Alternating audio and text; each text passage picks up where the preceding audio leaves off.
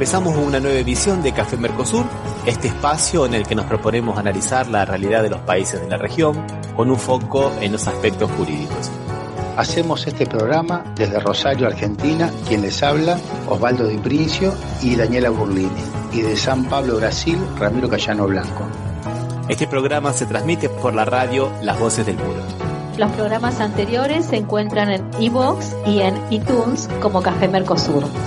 También nos pueden encontrar en www.cafemercosur.com y en las redes sociales, Facebook y Twitter, también como Café Mercosur.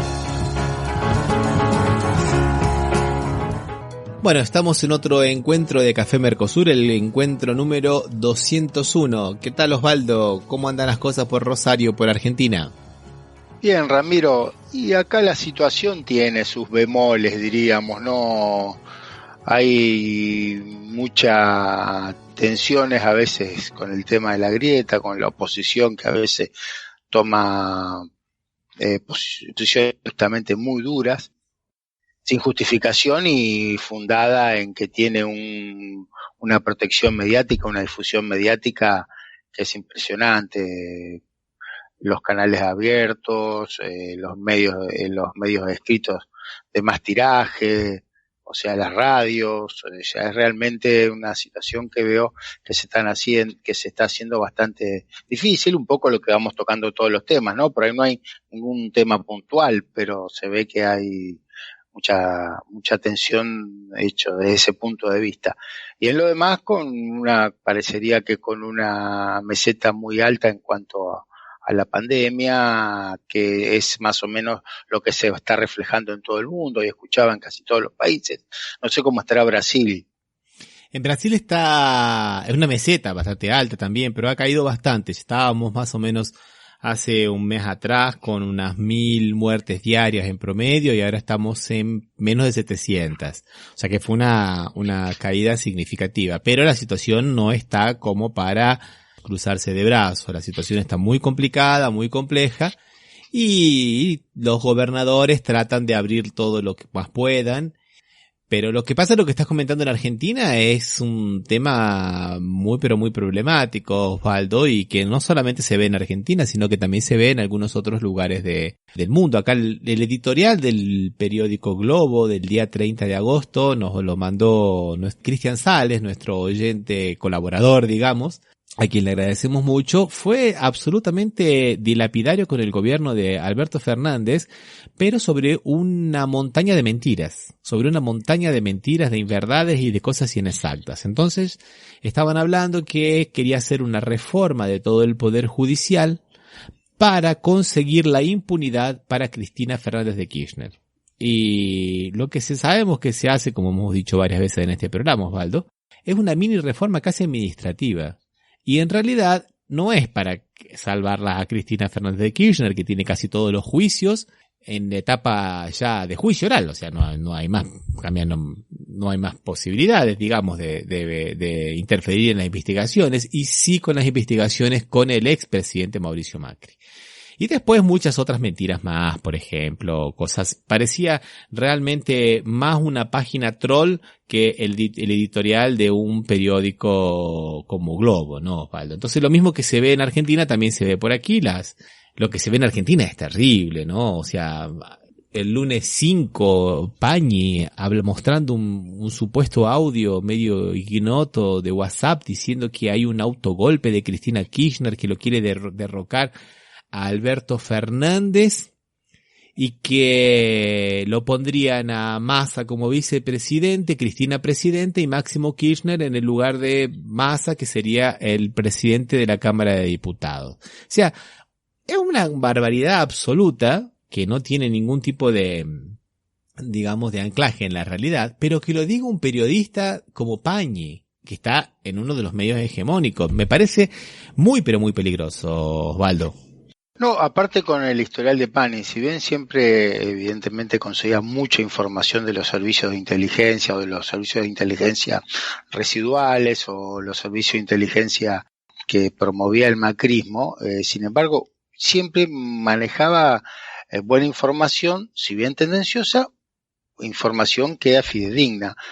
ahora cayó en estos temas que no se contrastan con la realidad, que no hay otra fuente más que la que está diciendo Pagni, ¿no?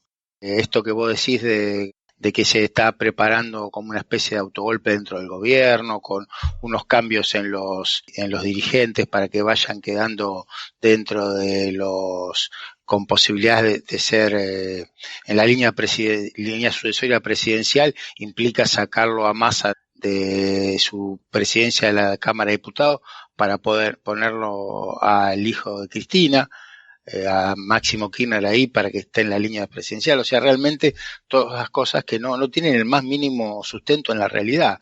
Pero creo que hoy por hoy, Ramiro, es solamente en esos medios, porque después hay otras cosas que no están tan así. Veamos una muestra, Osvaldo. Porque se ha puesto hace un tiempito atrás, ¿te acordás? Ya lo habíamos dicho, como modelo se había puesto a Chile, el modelo chileno se les cayó. Ahora el modelo pasó a ser para Uruguay, ¿no? Uruguay, el paisito, todo el mundo hablando de los éxodos de los argentinos y de las bondades de vivir en Uruguay, pero se les ha caído uno en el aire, digamos, a una periodista de TN. Escuchemos lo que te parece. Sí, realmente un audio muy esclarecedor, Ramiro, este que vas a poner, ¿eh?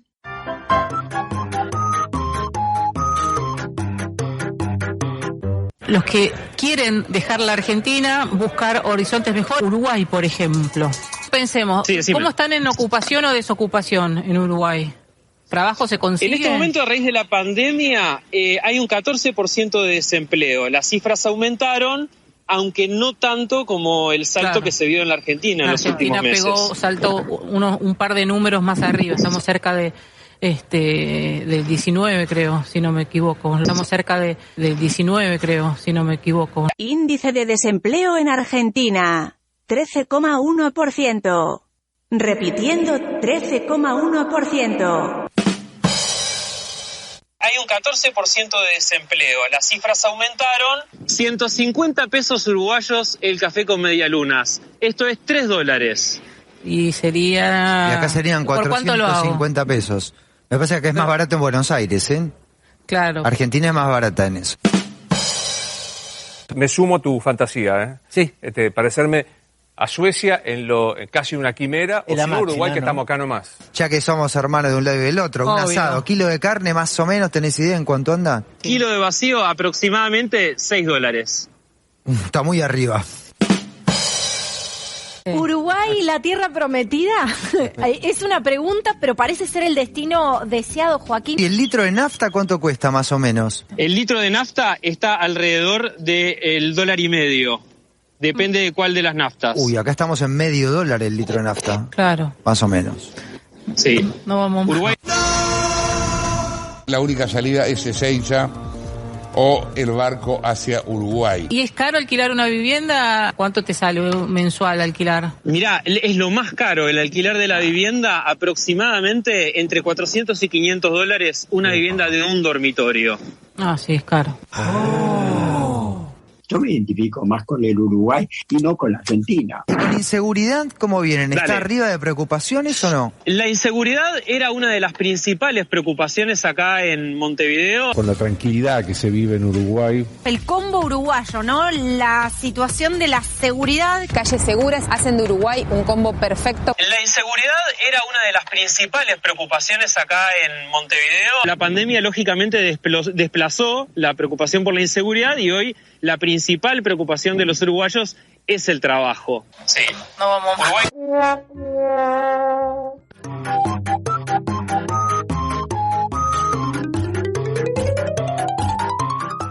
No vamos más, Osvaldo, a Uruguay, ¿viste? No vamos más. No vamos más, nos quedamos. Y Ramiro, en la misma línea, eso es de una periodista de TN, ¿no? Que comentaba con su enviada en Uruguay del mismo canal. Y estamos acostumbrados, yo ya me estoy acostumbrando en otros los diarios masivos, La Nación, hegemónicos, que ahora cada vez que se le reportea a un argentino que está en Uruguay, dice, no, yo extraño, pero acá gozo de la libertad.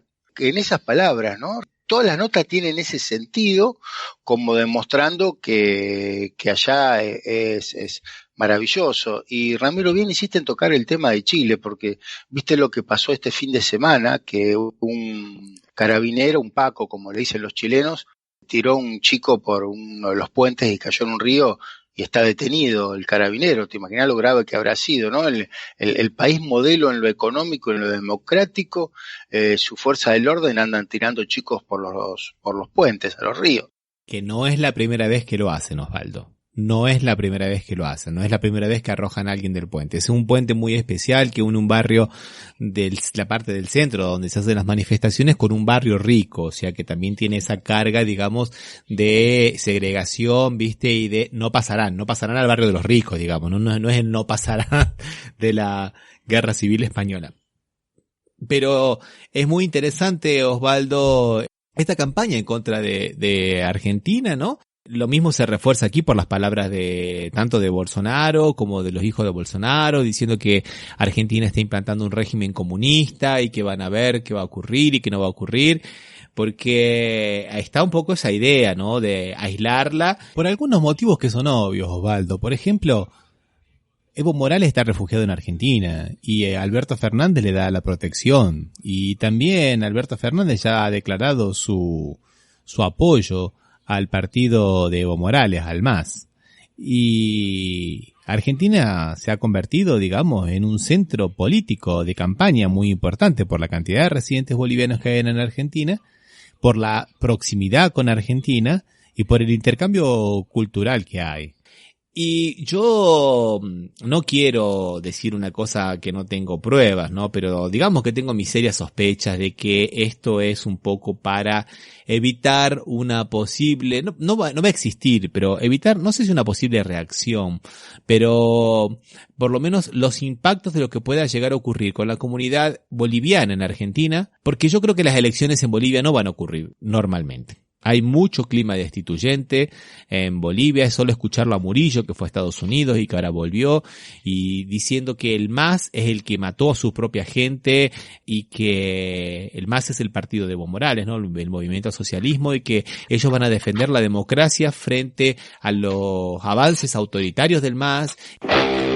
El ministro Arturo Murillo retornó de los Estados Unidos más envalentonado que nunca, luego de reunirse con autoridades importantes de la OEA en el país del norte. A su llegada, en una conferencia de prensa en instalaciones de la FELC, lanzó esta advertencia cuando le preguntaron sobre la compra de armas.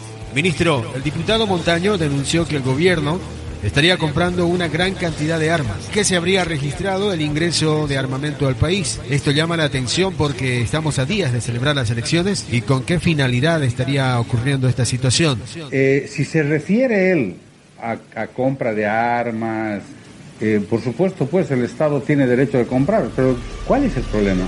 Nosotros compramos para nuestra Policía Nacional, para nuestro Ejército. ¿Para qué? Para defender la democracia. Nosotros no vamos a permitir que la democracia entre en juego. La democracia se la va a respetar al precio que tenga que ser. Al precio que tenga que ser. La Policía Nacional va a actuar, el Ejército va a actuar. Nosotros no estamos de adorno. Así que si a ellos les está preocupando que nuestra policía la esté reforzando porque ellos saben lo que están haciendo, están bien en preocuparse, no les va a ir bien, puedo asegurar. Cuando te afectan tus intereses, tratas de defenderte como sea. Cuando te afectan tus intereses, tratas de defenderte como sea. Los muertos de Sencata, los muertos de Sacaba, ¿con qué han muerto? Con calibre 22 y con escopeta y alguno que otro con dinamita. ¿Quiénes los matan? Ellos mismos matan para echarle la culpa a la policía, al ministro, a la presidencia. Para nuestro ejército. ¿Para qué? Para defender la democracia. Y nos parece bien que se preocupen, pero yo les recomiendo que se preocupen más todavía, porque les va a ir peor. Les va a ir peor porque este 18 de octubre se juega la democracia. Los resultados están claros. Por eso es importante que todos los bolivianos defendamos la democracia. Nosotros respetamos el voto de la gente. Lo que no vamos a respetar es a la gente violenta. Nosotros no vamos a permitir que la democracia entre en juego. La democracia se la va a respetar al precio que tenga que ser.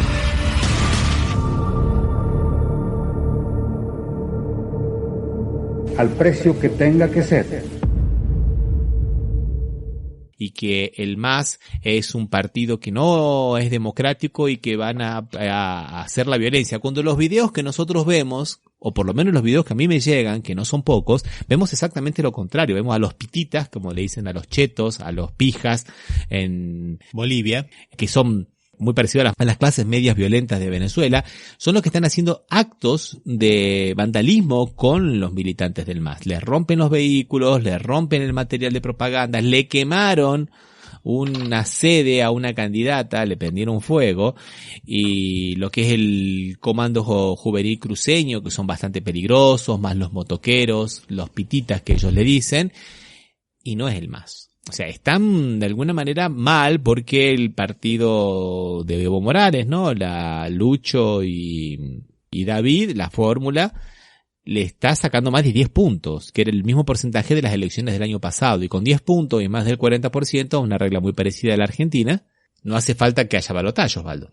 Sí, las encuestas todas coinciden en que estaría ganando el MAS en primera vuelta, lo cual era el principal de los temores que tenían, porque suponían que aunque ganara en primera vuelta, en segunda vuelta, con la unión de todos los partidos de derecha que hay en Bolivia, iba a alcanzar para vencerlo al MAS, pero perdiendo en primera vuelta realmente es tan complicado, y la verdad con la situación económica, social y política de Bolivia parecería que la victoria del MAS sería casi inevitable, ¿no? Por eso tu pensamiento de la posibilidad de que las elecciones no se hagan, creo que algo de sustento en la realidad tiene, ¿eh? Desconociendo la realidad boliviana, ¿no? Hablando desde Argentina, pero por lo que uno está leyendo. Son impresiones que uno tiene desde afuera, y también intuyo que posiblemente las elecciones se realicen, pero van a ensuciar la cancha. Van a llenar de estiércol todo el panorama y van a tratar de deslegitimar una victoria que hasta ahora parece que se hace incontestable. Yo veo las manifestaciones, las marchas, a pesar de la pandemia, del coronavirus, son multitudinarias, como no se veía desde hacía mucho tiempo, Osvaldo, en Bolivia. La gente creo que está, si por ahí tenía algunas dudas, algunos militantes con relación a Evo Morales, ahora con relación a esta señora autoproclamada Áñez, ¿no? No tiene ninguna duda de que es el terror lo que viene. O sea, como diría Borges, no nos une el amor, sino el espanto, ¿no? Sí. Y vamos a Bolivia entonces, una noticia de Bolivia, Osvaldo. A ver.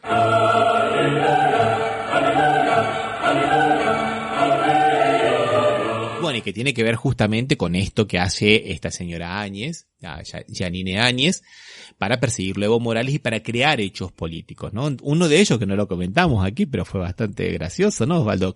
Decir que Alberto Fernández se intrometía en los temas de la política interna de Bolivia y que estaba dándole guarida a narcotraficantes y a terroristas. Eso lo dijo en la apertura, la única vez que posiblemente discurse en la apertura de la Asamblea de las Naciones Unidas. O sea, no lo dijo en una reunión tomando el té con las amigas. Y en ese sentido, le había pedido, es la segunda vez que ya le piden la captura internacional a Evo Morales por los delitos, como ya te dije, de terrorismo, financiamiento al terrorismo y sedición.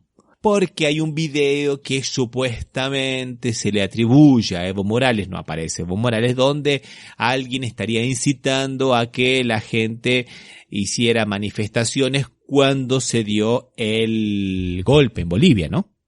Pero eso no sería ni sedición, ni terrorismo, ni nada por el estilo. Lo que pasa es que, bueno, estamos dentro de esa lógica, Osvaldo. Es tan torpe la actuación del gobierno boliviano que la misma denuncia que hace sedición y terrorismo, y por eso pedir las alertas rojas, hace que la Interpol le diga no, porque son delitos considerados de orden político, claro. Por lo cual no interviene la Interpol.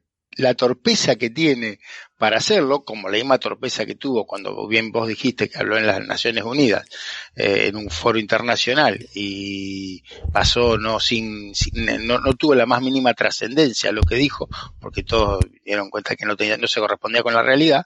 Ahora la tienen con este caso con Evo Morales, que ya es la segunda vez que Interpol rechaza que se le impongan las alertas rojas a Evo Morales, ¿no?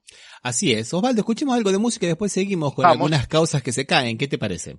Vamos, sí, sigamos con las causas que aterrizan. Con un poco de menos de lawfare, digamos. Sí, sí. Bueno, ya que estábamos hablando de los medios de comunicación, Osvaldo, escuchemos a Caramelo Santo y un tema que se llama Hitler en la radio. Incomunicación, número 10. Discriminación, número 9. Conformismo, número 8. Intolerancia, número 7. Desintegración, hey, 666.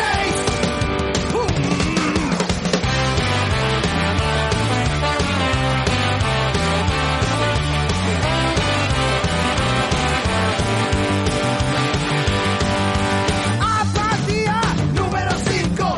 Sumisión, número 4. Insatisfacción, número 3. Ignorancia, número 2. Tu mentira, number 1. Ay. Hitler en la radio, Hitler en el barrio, Hitler programando, sonando.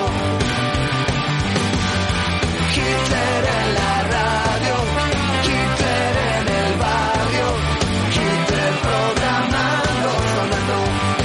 Uy. Pude amarte y pude abrazarte, pero ahora te odio y quiero matarte. Lo dijo la radio, también la pantalla. Cuando tenga mi piel será como antes. Soñamos juntos en la calle, ahora ni lo pienses, lo exige el parlante. Radio Paranoia.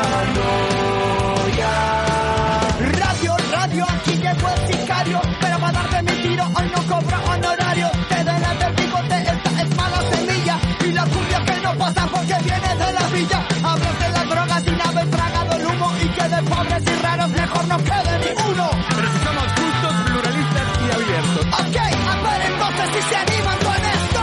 Hitler en la radio, Hitler en el barrio, Hitler programando, sonando.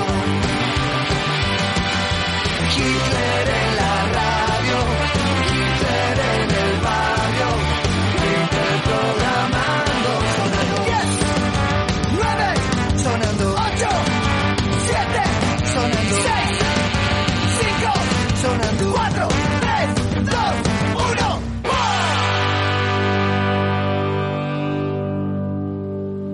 Bueno, lo que escuchábamos era Hitler en la radio por el grupo Caramelo Santo. Y vamos a seguir hablando de noticias buenas, Osvaldo, un poco menos de lawfare, y ya tendríamos que haberlo comentado antes a esta noticia que tiene que ver con dónde empezó un poco el lawfare en Argentina, ¿no? En Jujuy. Y con Milagro Sala, que fue sobreseída en otra de las causas por las que estuvo en prisión. Es muy difícil probar ese delito y además no había que seguir investigando porque estaba prescripto. Y ahora lo dice la Sala 2 Penal Superior del Tribunal de Justicia. La Corte de Jujuy.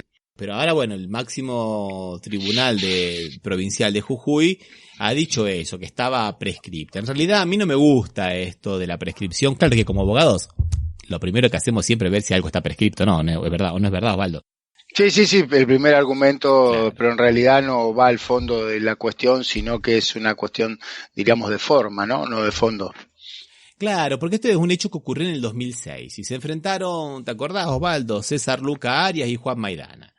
Y después Maidana estaba preso, lo meten preso justo cuando llega a Morales, y hay una forma de, bueno, está bien, querés quedarte en libertad, tenés que declarar contra Milagro. Y así fue, Osvaldo, así fue. Sí, así eso declaró, eso que hizo se abriera la causa y que uno de los tantos delitos que, y podríamos decir que, o sea que si la Corte jujeña llegó a decir esto, tiene que haber sido tan grosero la prescripción porque la Corte jujeña sabemos cómo quedó integrada cuando le tocó asumir la gobernación a Morales, ¿no? Sí, que 3 diputados, 2 de ellos del Partido Radical pasaron a integrarla en menos de 12 horas después de la sesión que se hizo entre gallo y medianoche donde no participó la oposición. Imagínate lo grave y lo grosero que habrá sido la prescripción para que una corte integrada de esa manera tuviera que reconocer que había prescrito el delito. Y el juez Puyén Germano, el juez todoterreno, que cualquier cosa era válido para imputarle delitos a Milagro Sala, abre la causa porque Maidana se presentó espontáneamente para ver cómo estaba esa causa en la cual era el imputado. Y a partir de ahí dijo, no, está archivada, levantemos el archivo y sigamos investigando. Entonces ahí lo hace declarar a Maidana, y Maidana declara esto, ¿no? Que en realidad Milagro Sala habría participado en esa pelea. Con eso la condenaron y la mantuvieron presa durante 4 años, Osvaldo. Sí, lo antijurídico o lo poco justo de ese accionar, que recién a los 4 años y que no nadie haya salido a decir esto realmente, ¿no? Otra de las cosas, volviendo un poco a los medios, que este tema no fue ni siquiera en un recuadrito al fondo a la izquierda de un diario, ¿no?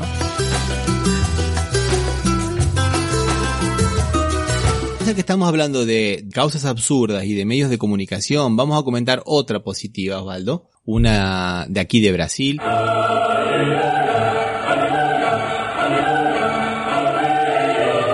Que es la de Lula. La Lava Jato reconoce la legalidad de las conferencias de Lula 5 años después. Mirá más o menos, ¿te acordás cuando a Lula lo llevan a declarar por la fuerza y que casi lo mandan a Curitiba, que estuvieron en el aeropuerto acá de San Pablo? Bueno, que se armó un lío bárbaro, la gente fue a apoyarlo a Lula y por eso no lo llevaron y le tomaron la declaración ahí en el aeropuerto. Una de las cosas que querían saber los fiscales en ese momento era acerca de las conferencias que dictaba Lula, por las cuales cobraba en su momento $250.000 a veces.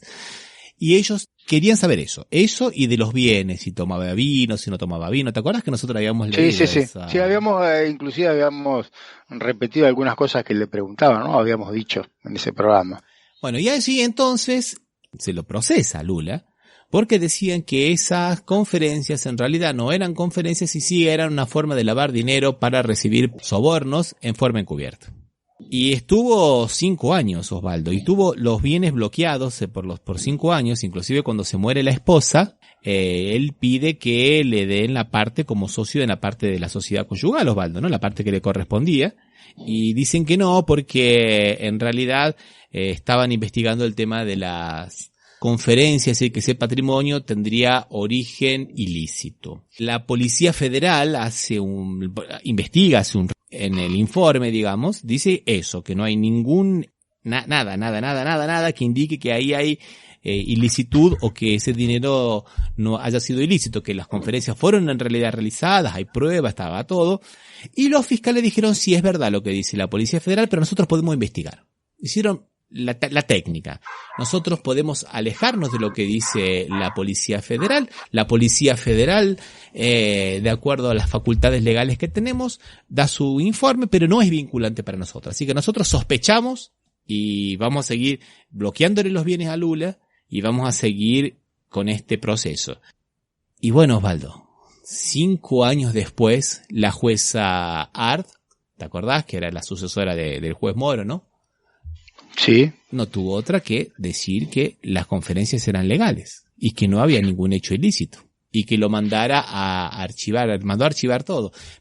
Te escuchaba por el delito que se le acusa, ¿no? Y pensaba sobre todo en los expresidentes norteamericanos que viven casi exclusivamente las conferencias que dan. Así que son todos corruptos también. Es lo que todo el mundo dice. ¿Por qué se cuestionan las conferencias de Lula y no se cuestionan la de Clinton, por ejemplo, que cobraba mucho más, o las de Fernando Henrique Cardoso, que sigue cobrando muchísimo más, y las de otros expresidentes? O sea, pero aquí, bueno, esto es la nada misma, lo que decíamos antes, es la nada misma. Las conferencias estuvieron dadas, recibieron el dinero pagó impuestos inclusive, el dinero fue declarado, estaba todo limpio, no había nada, absolutamente nada que investigar. Pero acá quería ir a la otra parte, Osvaldo. Cuando lo anuncia la Red Globo, está el periodista y atrás le ponen como una fotografía de fondo. ¿De qué podía haber sido la fotografía anunciando, no, esta cuestión de Lula y de la jueza y de la justicia? ¿Y la imagen es de Lula o de...? Bueno, o la imagen de Lula podría haberles puesto, sí, porque se refiere a Lula como imputado. Uh-huh. Y como que lo declaran que en ese caso no hay culpabilidad de él. No sé, no se me ocurre, Moro, qué sé yo. Bueno, no sé Moro, la jueza, Art, la puerta de los tribunales, la balancita de la justicia, alguna cosa de esa. ¿No sabés qué pusieron? La imagen de un caño podrido de donde salen dólares, porque ese es el coimaducto, no sé cómo llamarlo en la Argentina, el sobornoducto, ¿viste? Que ellos inventan. Muy parecido a la ruta del dinero K. Sí. Entonces la imagen era esa, unos caños todos podridos, que era como una cloaca, donde salían dólares, referenciando y haciendo esa producción de sentido con el sobornoducto, no con la libertad de Lula y con una causa de lawfare que se cae, no, nada que ver, sino con como que está todo podrido cuando viene del Partido de los Trabajadores. Fue una situación violentísima. Que acá estamos tan acostumbrados a verlas cuando tienen eso que vos decías, cuando son la ruta del dinero K, y entonces dice, liberaron a tal por la ruta del dinero K, o sea, realmente son cosas que trabajan sobre la gente, ¿no? Y que la gente termina creyendo que eso es real. Claro. Cada año como acá, cuando quisieron casi cavan toda la Patagonia buscando los millones de dólares enterrados, ¿no? Claro, exacto. O cuando Alanata, cuando él que mostraba una bóveda y que ahí estaba lleno de dinero, y que eso, cuando hablaba del tema de los K, era la bóveda llena de dinero. O sea, que la gente, para que semejara una bóveda de dinero ilícito con los K. Sí. ¿Seguimos con la música, Osvaldo? Seguimos. ¿Qué te escuchamos, Ramiro, ahora? Vamos a escuchar Chacarera con Rock, que viene de Santiago del Estero, un grupo llamado Raza Trunca y un tema Niño Fumigado. Y después... Dale. Ay, ay, ay, ay, ay, ay, te suelta el violín su llantito. Se me doy cuento.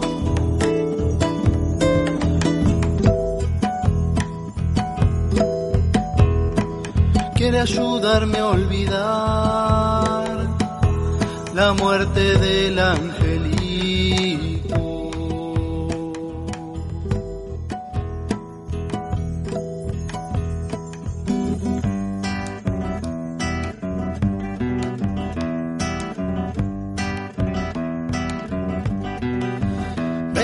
Hiciera chiquitito sin un pecado solito que en el barrio han fumigado. Suelen hacerlo esos gringos.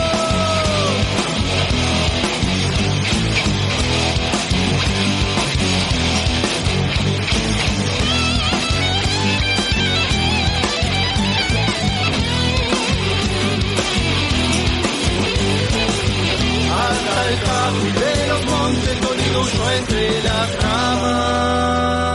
Cuando la caja del alma por el camino sonaba. Ay, ay, ay, ay, ay, ay, ya suelta el violín su llanquito.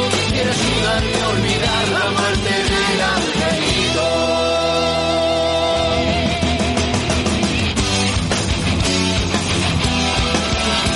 No soñé en mi clara colonia que avanzas en desarraigo. En la quebrada, pisada, arrasada por cobre, por paga. Para que se entierra, soy lo que se apagan. El angelito no puede, insisto, se oyen sus gritos. Como muere el angelito. Hijo fumigado, padre explotado, changuito peor. Raqueado algodón, ajo, cartón, yerba, mate, carbón. Ay, ay, ay, ay, ay. Desmontando el centro, reventando pueblos, la soca y su imperio. Envenenado, santo por dentro. Le cantan las alabanzas, será por su alma bendita.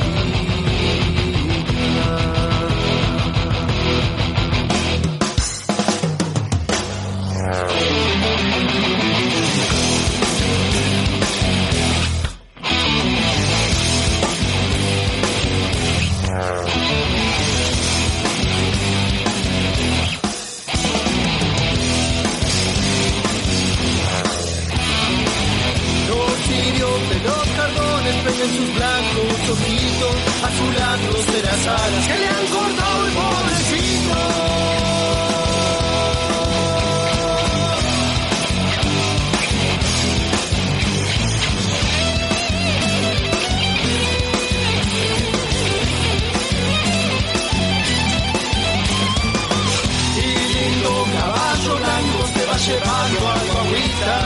rapean, reza, baile pa' la niña Teresita. Ay, ay, ay, ay, ay, ay, tanto está el violín, su llantito, quiere ayudarme a no olvidar la muerte de esos changuitos. Estás escuchando Café Mercosur. Somos Latinoamérica, no lo olvidemos nunca más. Somos Latinoamérica, no lo olvidemos nunca más. Somos Latinoamérica. Bueno, escuchábamos a Raza Trunca y el tema Niño Fumigado. Niño Fumigado me hace acordar, asocié, ¿no? Fumigación con cosas de fuego, ¿no? Y de las que... Sí, todas atribuibles a la producción agrícola, ¿no? Es la fumigación para la producción y también quemar las tierras para después poder sembrar arriba y poder fumigar, ¿no? Sería... Yo estaba escuchando la preocupación que hay en Argentina por todo esto, Osvaldo, y ya lo habíamos comentado nosotros aquí en Brasil, y yo no puedo dejar de hacer algunas asociaciones, primero algunas prevenciones, ¿no? El año pasado, cuando se inició una de las mayores quemas en la Amazonia, se combinó eso por WhatsApp. Los terratenientes de Pará llamaron eso el Día del Fuego, y ellos organizaron una quemada para ganar territorios que eran reservas naturales y para poder expandir, digamos, la frontera agrícola. Lo que vos me estabas comentando la vez pasada, en las islas, ahí en los humedales en las islas frente a Rosario, también pasó algo parecido, ¿no es verdad, Osvaldo? Mira, para que tengas una idea, Ramiro, acá hay un helicóptero de la Nación que va recorriendo provincia de Buenos Aires, provincia de Santa Fe, provincia de Entre Ríos, que son en este lado del Paraná, son los que son en la costa sobre el Paraná, ¿no? Estas tres provincias. Bueno, hace más de un mes que por primera vez, anteayer, había habido un día que no había ningún inicio de incendio en esas tres provincias. O sea, vos te imaginás más de 60 días que todos los días hay un foco de incendio. Por el tema que también hay sequía y todo lo demás, ¿no? Realmente es bastante terrible, no, cada día, cada incendio consume en dinero para el Estado 20 millones de pesos en prevención y todo eso. Acá en la provincia de Santa Fe, Entre Ríos y Buenos Aires, también tenemos la provincia de Córdoba que se está quemando, ¿eh? En San Luis también, ¿eh? San Luis también, un poco Santiago del Estero también, o sea, un poco lo que está pasando aquí en Brasil. Lo que me llama mucho la atención a mí, Osvaldo, que a veces pensamos las decisiones de los políticos, y acá en Brasil sabemos muy bien que es no solamente un dejar hacer, sino también es un siga, ¿no? Porque cuando los agentes del IBAMA, el Instituto Brasilero del Medio Ambiente, iban a destruir las máquinas de extracción de oro que estaban en tierras indígenas, bueno, salió el ministro del Medio Ambiente a defender a los mineradores ilegales, que no destruyeran esas máquinas. Salió el propio Bolsonaro a decir que no destruyan eso, pero es una facultad de la ley destruir eso.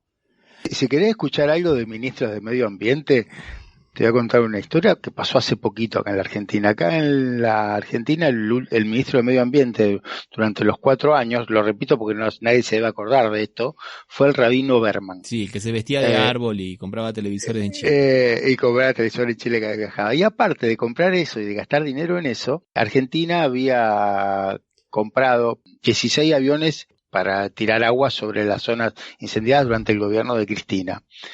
Se había comprado por leasing, entonces que se pagó una cuota hasta que al final te terminás quedando con el avión, ¿no? Una vez que cumplís con todas las cuotas te dejás con el avión. ¿Qué decidió el rabino Berman? Que eran innecesarios estos 16 aviones. ¿Qué hizo? Los devolvió. O sea, Argentina en este momento tiene 16 aviones hidrantes menos de los que hubiese tenido. Así que no me extraña que vos digas que un ministro del Medio Ambiente defienda a los que extraen oro en las zonas que son reservas de indígenas, ¿no? Pero yo me quería referir también a otra cosa muy interesante, Osvaldo, que es cómo es difícil, ¿no? Porque ahora cambió el gobierno en Argentina. Y ahora el ministro es Cabandier y está teniendo una actitud de estar presente en los lugares, pero no colaboran. El gobernador de Entre Ríos no le daba los catastros de las personas que tenían las tierras donde se habían producido los incendios para que se hiciera la investigación nacional. Está desesperado el ministro pidiéndole a los jueces que actúen, que como dijiste vos, a más de 60 días de incendios permanentes todavía no hay ninguna persona imputada. O sea, es muy difícil desde lo político hacer algo cuando los engranajes de la sociedad están tan podridos y corrompidos que no funcionan como deberían funcionar los contralores de la sociedad. Esperemos que ahora pase esa ley que prohíbe la utilización de los territorios quemados, que eran las reservas naturales, por 30 años, para tratar de, por lo menos, poner un freno legal. Vamos a ver si eso ocurre también, porque además de la ley, que se haga cumplir la ley, ¿no, Osvaldo?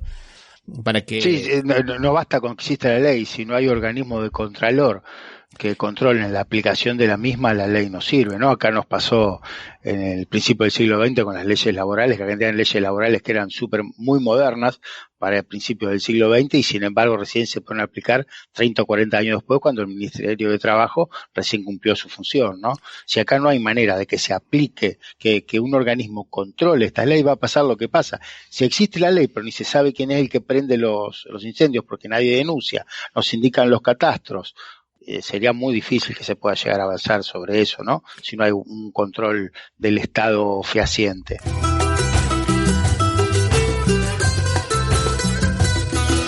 El código forestal brasilero es bastante bueno. A pesar de algunas críticas puntuales que se le puede hacer, el tema es hacerlo cumplir. Y yo veo, por ejemplo, imágenes, ¿no? De acá en Brasil se está quemando prácticamente en todos lados. Es la Amazonia, es la parte de las sierras de Minas Gerais. Yo veo lo que está ocurriendo en las sierras de Minas Gerais y veo lo que está ocurriendo en las sierras de Córdoba y son las mismas imágenes, Osvaldo. Es tristísimo. Yo veo, por ejemplo, las fotos y los videos que ustedes mandaban de Rosario, que no podía respirarse por el humo, y veía los videos y las imágenes de las ciudades de Corumbá y la propia capital Cuiabá, del Mato Grosso, que son iguales. O sea, es un daño para la salud de las personas, es un daño para el medio ambiente, es un daño para la flora, para la fauna. Los animales mueren quemados, Osvaldo, o mueren de hambre, desorientados, porque pierden todo lo que es el norte en el sentido de la orientación, digamos, ¿no? Y pasa lo mismo en Bolivia, ¿no? Con la chiquitaña o la chiquitanía. Pasa exactamente lo mismo. Entonces, no sé. Es mucha coincidencia, Osvaldo. Es demasiada coincidencia. Sí. Estas cosas generalmente pasan en los pulmones verdes más importantes. Los pulmones verdes importantes en Sudamérica en cuanto a la dimensión es en Brasil, en Bolivia, en Paraguay, en la Argentina, ¿no? Ahí que sería por ahí el pulmón más importante, y son donde está pasando todos estos incendios. Y se vuelven a repetir lo que pasaba hace 10 años atrás, lo cual a veces también da un poco que pensar, que durante los últimos 4 años anteriores no se hablaba de esto, no se quemaban. ¿Por qué en esa época no se producía esto y ahora sí se produce, no? ¿Qué mano hay atrás de todo esto? Sí, totalmente de acuerdo, Osvaldo. Y bueno, yo no puedo dejar de recordar que el golpe contra Evo Morales comenzó por un tema ecológico. Que Evo Morales por ahí se durmió, que no se durmió, que debería haber actuado más rápido, que no menos rápido, pero llamó a un avión hidrante de Canadá, consiguió combatir un poco el fuego, pero le saltaron un ejército de youtubers y metidos a ecologistas, y ahí comenzó, digamos, el gran cuestionamiento de varios movimientos sociales. O sea, estamos en un clima, como bien dijiste vos al comienzo del programa, Osvaldo, bastante complicado. Para algunos les sirve para mantenerse, pero para otros sirve para derrubarlos, ¿no, Osvaldo? Sí. Es así, Ramiro. Y yo por ahí, bueno, está bien, vamos a pasar a otra noticia positiva, pero también no puedo dejar de notar la ingenuidad de algunos compañeros en las redes sociales que ahora están más opositores que los propios opositores, y en este momento creo que es el momento de hacer críticas, y me parece muy bien, pero tampoco pensemos que la crítica tiene que ser tan fuerte, porque no es todo blanco o negro. Si Alberto Fernández cae en Argentina, no asume Cristina Kirchner. ¿Está? Eso es lo que no tienen en claro. Si Alberto Fernández cae en Argentina, vuelve la extrema derecha, o inventan alguna cosa, no va a ser nada bueno. Ya pasó, ya vivimos esa historia, la vivimos en el 75, Isabel Perón no era nada bueno, Osvaldo. Pero no. Lo que vino fue 30.000 desaparecidos. Sí, es un riesgo. Acá generalmente cuando la derecha retoma, debe ser de las más salvajes que hay en América Latina, ¿no? Acá no perdona, no. No, y pienso en Ilía también, Osvaldo. Pienso en Ilía en el 66. Cuando Ilía lo derroca en Ilía, no vino algo mejor. Vino Onganía. Vino la mano dura, vino la persecución a los sindicatos, vino las cárceles políticas, vino una época. La persecución terrible. A las universidades, Ramiro. La noche de la fuga de cerebro, la noche de los bastones largos, entonces, ¿no? Realmente. Entonces, hay que tener un poco de prudencia también. Está muy bien la crítica, pero la crítica tiene que ser para construir, no tiene que ser para derrubar. Así que bueno, Osvaldo, vamos a escuchar una canción, ¿qué te parece? Vamos, ¿qué escuchamos, Ramiro, ahora? Vamos a escuchar de Igual a Igual de León Gieco.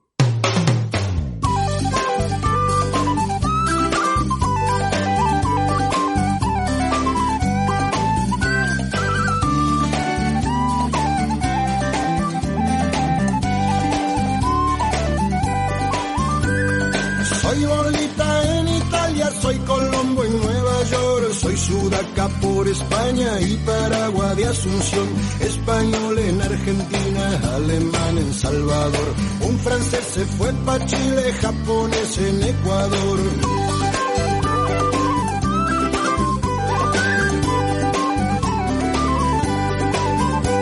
El mundo está amueblado con maderas del Brasil y hay grandes agujeros en la selva misionera. Europa no recuerda de los barcos que mandó, gente herida por la guerra, esta tierra la salvó.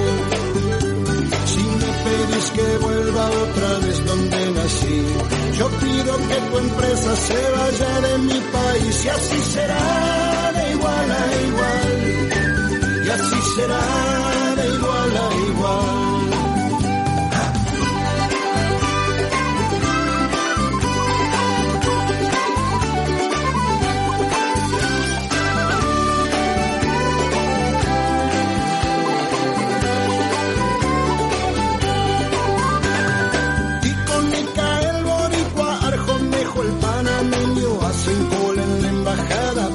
Conseguir un sueño, en tanto el gran ladrón, lleno de antecedentes, y lo para inmigración, pide por el presidente. Si me pedís que vuelva otra vez donde nací, yo pido que tu empresa se vaya de mi país, y así será de igual a igual, y así será de igual a igual.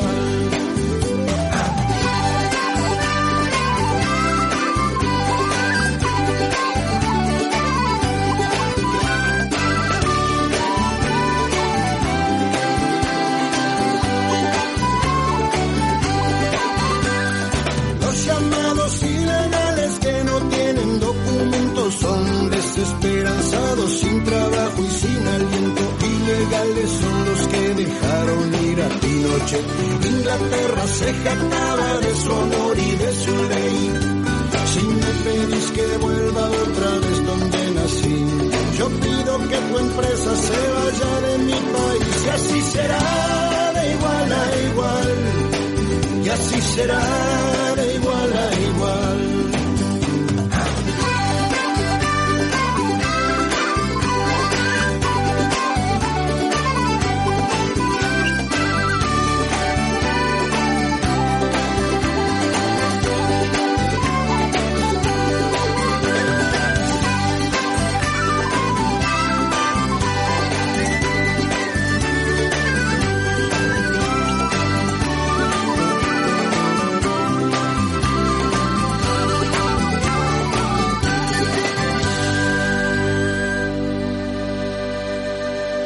Bueno, escuchábamos a León Gieco y el tema de Igual a Igual. Bueno, y seguimos, Osvaldo, hablando de buenas noticias y de menos lawfare. El programa anterior hablamos del lawfare, ahora hablamos del menos lawfare. Y otra de las causas que se cae, impulsada por la jurista Laurita Alonso. Ah, no era jurista, no, falta. No, la no abogada que ocupaba un cargo para un abogado, ¿no? En el gobierno republicano del PRO. en el gobierno republicano del PRO, que quería designar jueces de la Corte por decreto y que puso en una oficina, en un lugar como la Oficina Anticorrupción, que el único requisito era haber pasado por la Facultad de Derecho, cosa que tampoco es ningún milagro, Osvaldo. Sí. Y por decreto mudaron la ley, o sea, mudan la ley por decreto, esa fue la República y coso, ¿no? Sí, sin embargo, todavía hay defensores que dicen que era un gobierno republicano, ¿no? Que ahora extrañamos el republicanismo que tenía el gobierno de Macri, que perseguía jueces, que presionaba jueces. Aparte lo reconoce expresamente, realmente es una burla, ¿no? Y en este caso, Laurita Alonso, una de las tantas causas que tenía por costumbre inventar, creo que entre Laurita Alonso y Carrió eran un dúo eran dos mujeres contra el mundo, ¿no? Porque siempre sacaban causas, pero todos corren la misma suerte que corrió esta causa. O sea, duran lo que duran las burbujas, 2 o 3 meses, 4 meses, y después se desinflan. En este caso, la había apuntado fuerte, ¿no? Porque le había apuntado nuevamente a la expresidenta Cristina Kirchner, al ex titular de la AFIP, a Ricardo Echegaray, y a Aníbal Fernández, que había sido el candidato a gobernador de la provincia de Buenos Aires, nada más ni nada menos, ¿no? Una persona que había tenido una destacada actuación en el gobierno anterior. Pero, ¿cuál era el delito? A ver, que la aduana, que es un organismo nacional, le cedió el uso por 99 años de un edificio en Misiones a una universidad que se estaba creando, Osvaldo, que también era de la nación. O sea, es un inmueble que está dentro de una parte de la administración pública del Estado Nacional para otra. O sea, ¿dónde está el perjuicio? Y es muy bueno la resolución del juez Lijo, que entre las cosas que dice, debe tenerse en cuenta que la AFIP se dio el uso a una universidad y que no solo el inmueble mejoró ediliciamente de manera notoria, sino que además brinda un servicio esencial como es la educación, cuyo acceso tiene raigambre constitucional y convencional. Artículo 1475, inciso 22 de la Constitución Nacional. O sea, lo que pasa es que no te olvides, Ramiro, que el gobierno anterior dijo, ¿para qué vamos a ir creando universidades? Claro. ¿Para qué tenemos universidad en el conurbano bonaerense si los pobres no van a la universidad, no? Como si fuera un estigma con el hecho de ser pobre uno puede ir a la universidad. Yo creo que lo que más le dolía a Alonso, que fue una universidad privada, es que fuera para una universidad.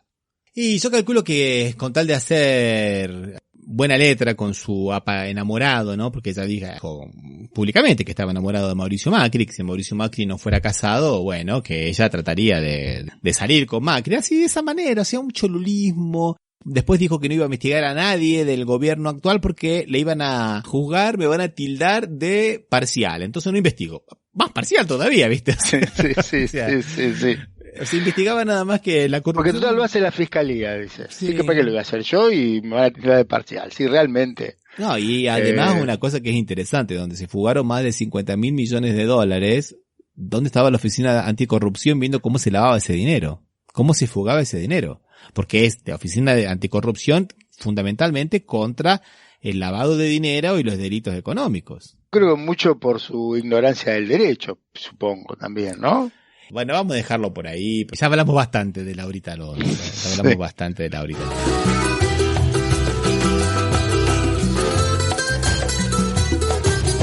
Bueno, ahora vamos a hablar de otro tema también interesante de Venezuela, Osvaldo, que también una cosa positiva y buena, Osvaldo. A ver. La justicia británica anuló el fallo que le otorgaba a Guaidó el acceso al oro de Venezuela. O sea, ya era too much, ¿no, Osvaldo? O sea, darle ese oro a que lo maneje Guaidó, que el autoproclamado Guaidó, es mucho, ¿no? Entonces el Tribunal de Apelaciones de Inglaterra anuló el fallo que le concedía esas reservas de oro y admitió el recurso presentado por el Banco Central de Venezuela. Menos mal que esto es poco del oro, que la mayoría del oro Chávez se la llevó de los bancos ingleses en el 2011 cuando ocurrió lo de Gaddafi, que Gaddafi también tiene miles de millones de euros bloqueados todavía, ¿no? Sí, sí. Entonces, Libia en realidad lo tiene.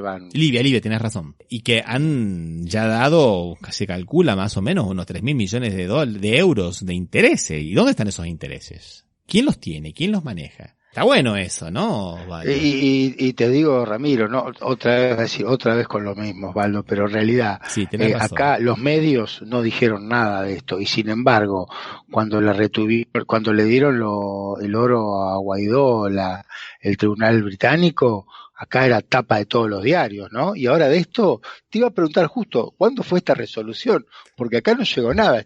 El argumento es interesante, Osvaldo. El argumento es interesante. Dice que hubo un equívoco al considerar que el reconocimiento de Guaidó por parte del gobierno británico como presidente de jure, o sea, de derecho, excluía la posibilidad de que se reconociera a Maduro como presidente de facto.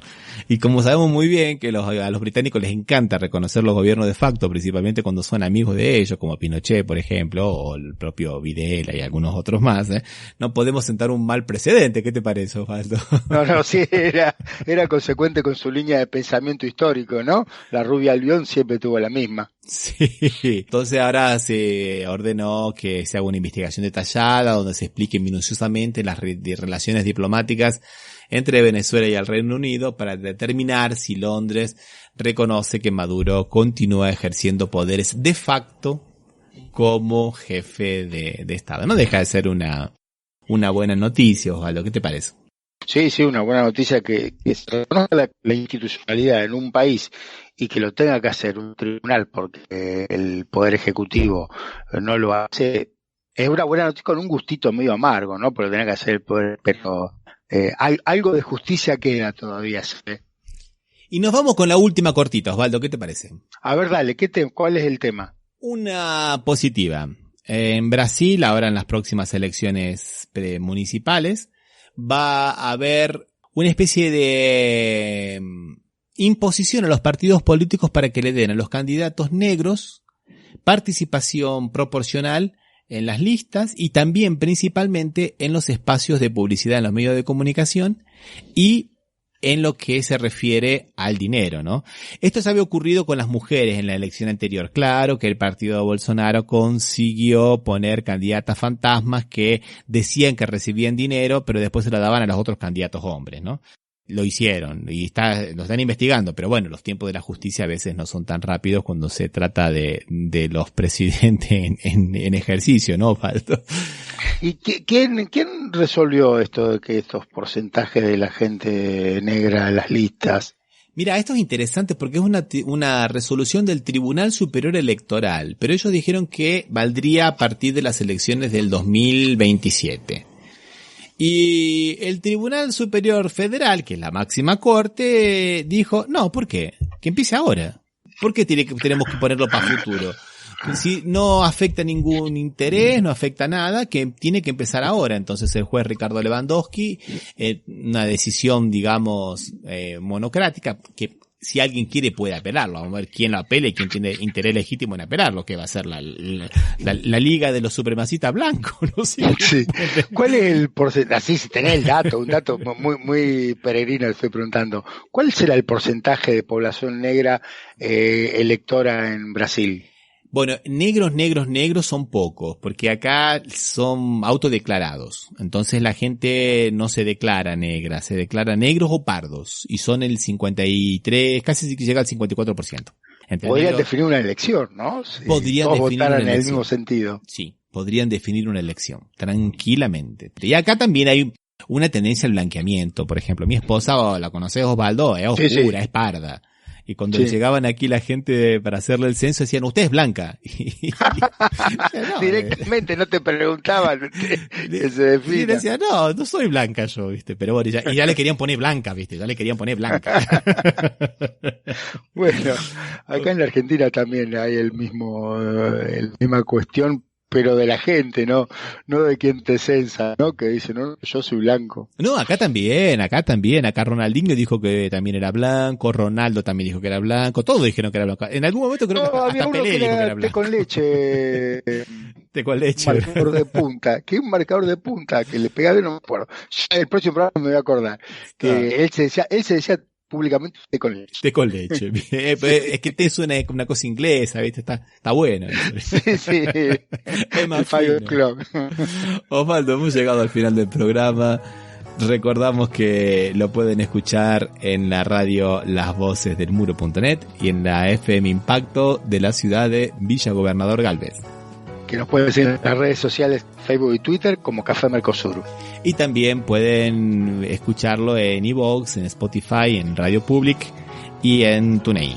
Un abrazo, Osvaldo, hasta la próxima. Hasta la próxima, Ramiro.